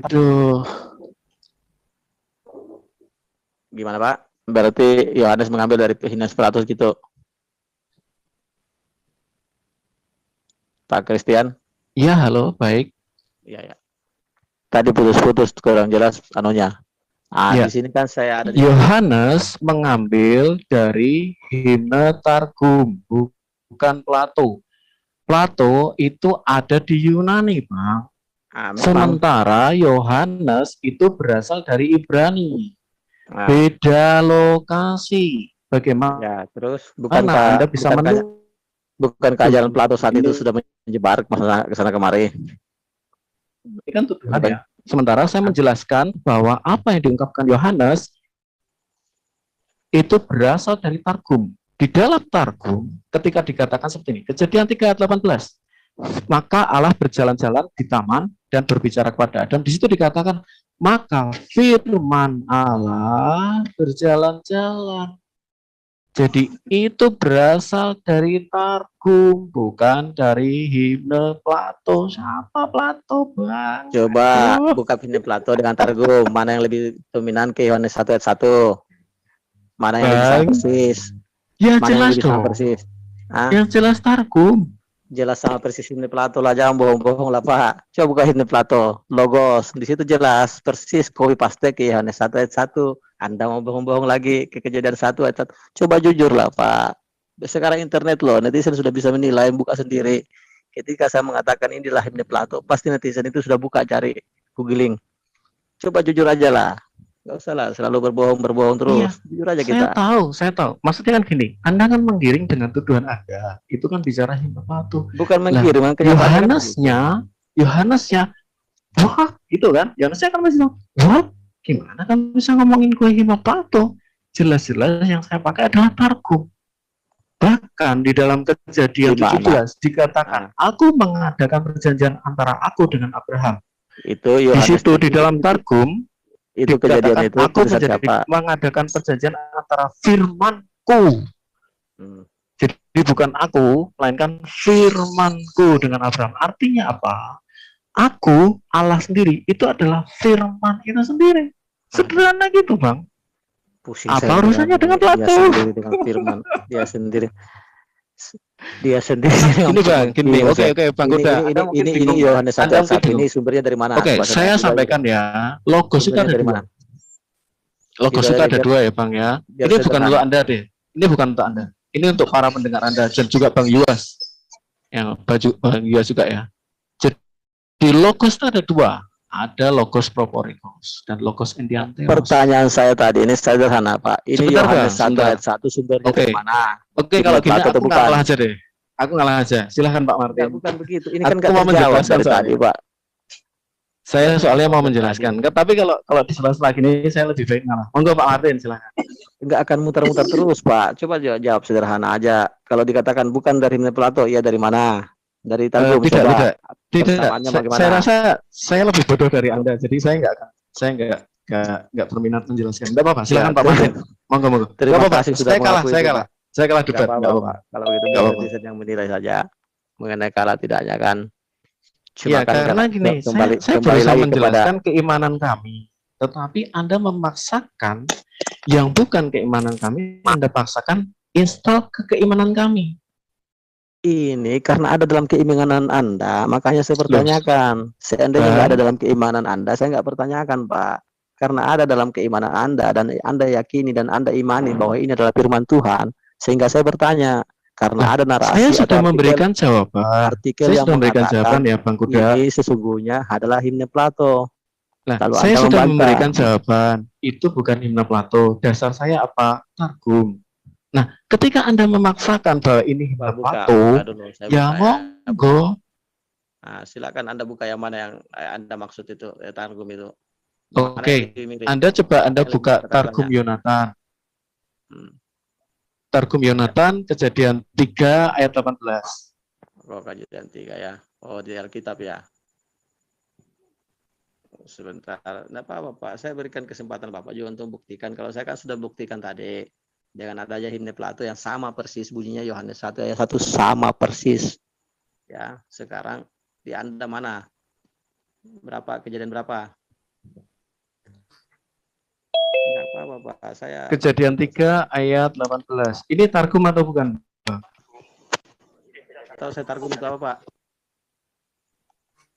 Oke. Ini beda ya? Sorry, bukan ayat 18 ya. Ayat, coba atasnya lagi. Ayat 13 mungkin? Kalau sama Papi, Anda ini Anda sudah dimarahin sama Papi. terus Pak. Enggak apa-apa. Enggak Ayat apa-apa. berapa, Pak? Enggak apa-apa, saya berikan Sebentar. Coba naik lagi. Naik lagi, Bang. Salah, Pak. Kita fair aja. Coba naik lagi ya. Sebentar. Oh, terlalu tinggi. Coba turun. Maaf. Saya lupa ayatnya. Agak turun boleh? Apa, Pak? Namanya manusia apa? Nah, lupa. ayat 8, Bang. Nah, oke ya, ayat 8. Ketika mereka mendengar bunyi langkah Tuhan Allah yang berjalan-jalan dalam taman itu, nah, di dalam Targum tidak berbunyi demikian, Pak. Dalam Targum dikatakan seperti ini, ketika mereka mendengar langkah firman Allah. Jadi firman itu di dalam pemahaman perjanjian lama itu berteofani. Nah, coba Abang membuka Kejadian 17. Ini tunggu dulu, saya mohon maaf, saya bertanya dulu, saya benar-benar tidak tahu ini Targum itu apa, Pak?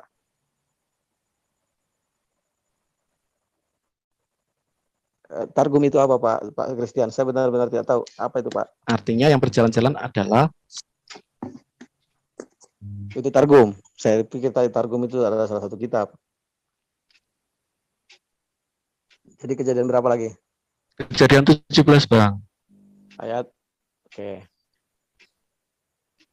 Oke, ayat 7 nih. Ayat 7 nggak apa-apa deh. Ya. Oke ya. Aku akan mengadakan perjanjian antara aku dan engkau. Ini Tuhan ya. Yod He Waw He. Aku akan mengadakan perjanjian. Nah, aku yang di situ dikatakan antara firmanku. Jadi Allah dia mengganti dirinya dengan firman-Nya. Karena Allah dan firman-Nya adalah satu Allah. Nah, ini kan Anda sendiri lagi yang ngomong begitu di sini, nggak ada tertulis aku dan firmanku, yang tertulis Bang, aku. saya sudah sampaikan, ini kan ayat yang Indonesia terjemahan baru. Yang saya bilang itu Targum. Abang paham maksud saya Targum tidak? Targum adalah parafrase perjanjian lama Ibrani ke dalam bahasa Aramaik. Jadi pada saat bangsa Israel itu pulang dari pembuangan, mereka tidak bisa berbahasa Ibrani. Nah, Esra yang mulai mengumpulkan, dia membuat perjanjian lama di dalam bahasa Hebrew Aramaik.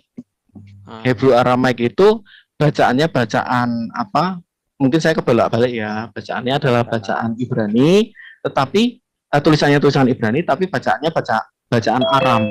Nah, kata aku itu enggak cuma di ayat itu ya. Semua yang dikatakan firman, yang dikatakan Yod sendiri, itu diganti sebagai memra Allah atau firman Allah sendiri. Assalamualaikum.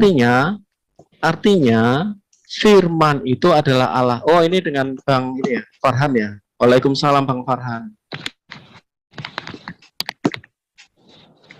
Bukan. Oh, bukan. Soalnya terakhir kita diskusi ya Bang Farhan ya. Apa bahasan ini?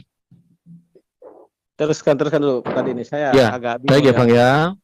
Jadi seperti ini, jauhlah Anda menuduh dan memaksakan pemahaman Anda kepada kami, sementara kami sudah punya jawaban, dan jawaban kami valid. Masalah Kata aku dengan memra itu adalah satu. Jadi dalam Hebrew Aramaik tadi, atau dalam Targum tadi, kata memra itu mewakili Allah, karena firman adalah Allah. Makanya saya tanya kepada Anda, sekarang saya balik, apa yang terjadi kalau Allah nggak punya firman? Bagi kami sederhana, jawabannya Allah nggak pernah eksis. Firman Karena itu Allah yang nggak punya firman. Gimana Bang? Firman itu eksis nggak? Ya, firman jelas eksis dong. Wujudnya Firman apa? itu adalah nalar. Iya, wujudnya apa? Anda bisa membaca, Yohanes 1 ayat 1, pada mulai adalah firman itu, Anda juga sama, Anda bisa mengatakan pada mulai adalah nalar Allah. Iya, saya tahu. Nalar Allah bersama-sama dengan Allah, dan nalar Allah adalah Allah. Boleh nggak saya bertanya, firman itu berwujud apa, Bang? Dia transenden, Bang, tapi dia juga imanen. Oke, itu coba tadi buka abang tadi yang abang bilang tampilkan tadi Bang. Boleh, silahkan. Tadi yang menampilkan bukan saya. Ya, abang tadi ajukan dengan dalil macam tadi. Oke, Kejadian 3 ayat kita diskusi ya. Kita terlepas dari doktrin ya. Oke, silakan. Saya suka. Ya, kita terlepas dari doktrin dulu, Bang ya. Oke.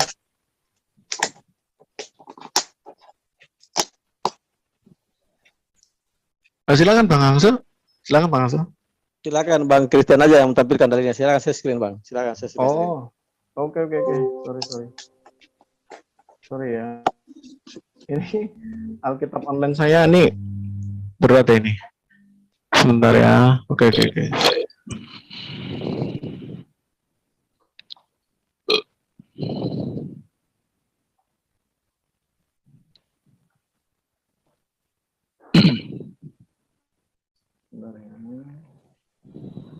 Mana yang tadi, Bang? Kita diskusi aja, Bang. Ya bukannya mengobok-obok ya, minta maaf, Bang ya. Oh, siap. Thank you, Bang.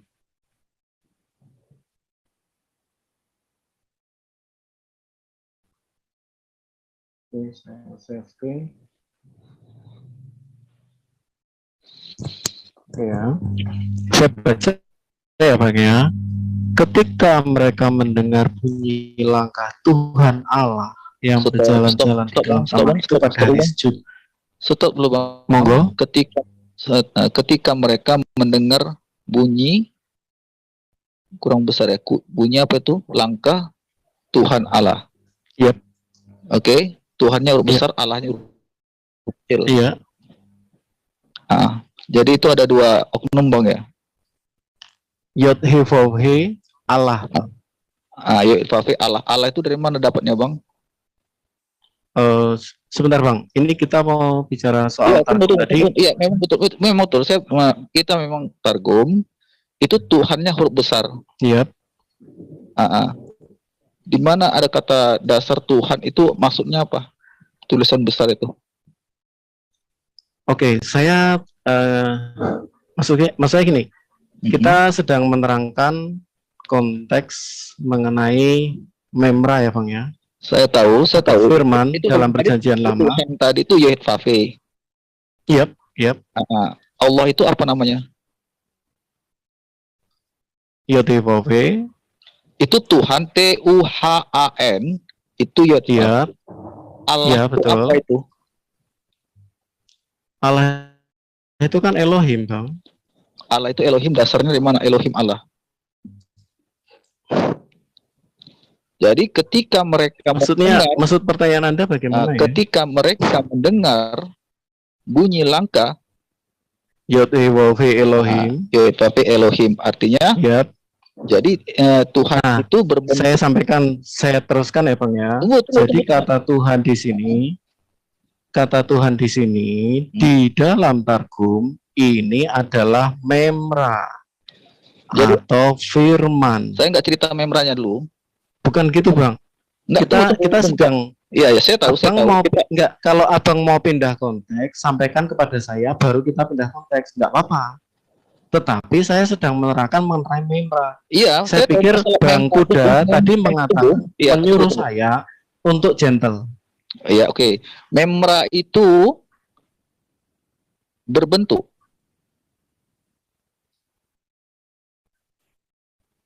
Memra itu berbentuk. Pertanyaan Anda seperti itu? Iya. Apakah memra itu berbentuk? Oke, saya jawab dengan dua jawaban. Memra itu dia imanen dan dia juga transenden. Dasarnya? Lah, dia bisa si Adam bisa mendengar tuh bunyi langkahnya. Kemudian, oke, saya kasih dasar lagi ya Bang ya. Saya kasih dasar lagi. Saya kasih dasar lagi. Ini. Sebentar Bang. Saya kasih dasar lagi. Kejadian 18. Ini dulu, selesaikan lu Bang. Oh iya. Karena kan apa cara dengarnya langkah Tuhan Allah itu dengan cara apa? Nih. Saya kasih penjelasan dulu Bang. Abang kan bertanya. Iya, saya bertanya sama Abang yang di ayat tadi aja dulu. Maaf, saya masih belum memahami makna yang Abang bilang tadi itu. Yang saya sampaikan seperti ini Bang. Memra itu dia transenden sekaligus imanen. Nah, sekarang saya mau tanya, transenden berbentuk wujud dengan nyata atau berbentuk tidak nyata? Kalau transenden kan nggak kelihatan Bang. Kalau imanen dia kelihatan. Nah, kelihatan itu dalam bentuk artinya dia bisa menuzulkan dirinya. Menuzulkan kepada siapa? Kepada Adam dong. Kepada Adam. Berarti Adam bisa melihat menuzulkan, bisa melihat wujudnya. Jangankan itu Bang. Sekarang gini, Abraham aja bisa makan bareng loh sama Memra. Oke. Abraham makan. Nih sama. Segeralah ambil 3 sepukat tepung terbaik, remaslah itu, buatlah roti bundar, lalu berlilah Abraham dengan kebun sapinya yang harus beranggu. Kemudian ia menyajikan ini kepada orang itu. Berarti Tuhan itu bisa berapa banyak orang itu? Loh, Tuhan. Oh, yang dua kan malaikat, yang satu kan Yod-Heh-Waw, makanya kan yang mana di malaikat, yang mana yang satu? Yang dua yang berangkat lalu berpaling itu adalah Tuhan, yang menyatakan dua itu malaikat yang mana Bang? Boleh saya jawab? Silakan.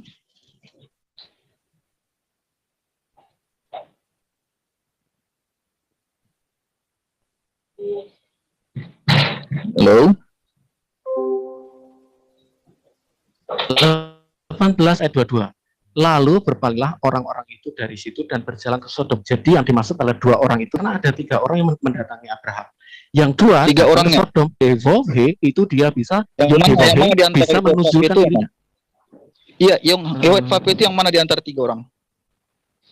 Aduh, saya nggak bernafsu ya kalau saya sudah ngasih jawaban tapi kok nggak. Iya, abang nggak bisa kasih jawaban, masih ambigu. Yang 3 orang tadi itu datang berhadapan kepada Abraham. Dari 3 itu yang mana Yod-Heh? Ini ya Bang ya, saya ulangi ya. Ayat 22. Lalu berpalinglah orang-orang itu dari situ dan berjalan ke Sodom. Jadi yang pertama yang mendatangi Abraham adalah 3 orang. Ya kan? 3 orang, stop. 3 orang yang datang. Ya kan? Iya. Nah, 3 orang itu siapa aja? 1. Yang 1 Yod-Heh-Waw sendiri, yang 2 malaikat. Yang mana yang 1 Yod-Heh wujudnya? Bisa sederhana ya jawabanku. Mana sederhana, belum ada bisa jawab. Dari 3 orang itu Anda bilang tadi 2 adalah malaikat, yang 1 adalah Yod-Heh. Di mana dari ketiga itu bentuk dari ketiga itu mana yang Yod-Heh gitu kan? Ya. Yang Yod-Heh yang dia tetap berdiri di hadapan Abraham. Yang 2 pergi ke Sodom itu yang malaikat. Yang Yod-Heh yang berdiri ini sederhana di hadapan Abraham ya. Ini sederhana. Mana dia berdiri situ? Apakah dia Ini loh, menyatakan Bang. aku adalah Yud Fafe? Lah ini apa ini? Ini Yod-Heh-Vav-He, ya kan? Berhadapan Yod-Heh-Vav-He tetap berdiri. Ini kan sederhana banget Bang nih. berarti artinya rasa- malaikat sama tuh Yud Fafe bersama-sama turun ke bumi gitu. Berjumpa Iya. Abraham ya. Iya. Oh, jadi Gini Bang. Kalau Tunggu, di dalam malaikat yang dua itu siapa? kepercayaan Anda, Tuhan nggak bisa nusul. Tunggu, kita nggak percaya masalah ketuhanan. Saya bilang tadi. Beda dengan kami, Bang. Beda Saya dengan bilang kami. tadi. Dalam Yudaisme Tunggu. dan kekristenan Allah bisa nuzul. Bang. Yudaisme Gitu, Bang. itu tidak mengakui bahwasanya Tuhan itu nuzul. Oh, sorry Bang. Ini mereka berarti menabrak ayatnya dong. Kalau Nih. begitu Yudaisme Lalu akan menyebut Tuhan berpalinglah. yang wujud. Sampai sekarang sebentar, Bang. Yudaisme tidak menyatakan bahwasanya Tuhan itu wujud nyata seperti manusia. Kekristenan itu, loh nyatanya ini Tuhan bisa makan tuh. Tuhan bisa makan. Iya, Tuhan yang bisa. mana yang bisa makan? Memangnya ini saya sudah sampaikan ya. Ini untuk kedua kalinya saya sampaikan. Saya malas Bang kalau sama saya harus mengulang-ulang. Di sini adalah Yod-Heh-Vav-He. Yang saya garis besar biru ini ya. Abraham masih tetap berdiri di hadapan Yod-Heh-Vav-He. Sederhana kan? Kejawab itu loh. Aku rasa aku berdiskusi sama Bang Farhan, mudeng mereka. Aku diskusi sama Bang siapa itu? Yang dari Mu'alaf itu. Mudeng dia kasih 6 Mudengnya pertanyaan di tak jawab mana? semua, selesai. Apakah mereka mengakui bahwasanya Tuhan itu wujud? Dari Ini Bang Farhan. nyatanya bisa tuh. Berarti Bang Farhan Mereka mengatakan nggak bahwasanya Tuhan itu mengakui, tetapi ayatnya bicara. kan saya bilang tadi dari dasar cerita kita, Bang, maaf ya Bang ya, kita nggak usah masalah Silakan, doktrin Bang. dulu ya. Kita Iya. berbicara masalah pemikiran otak kita kan begitu.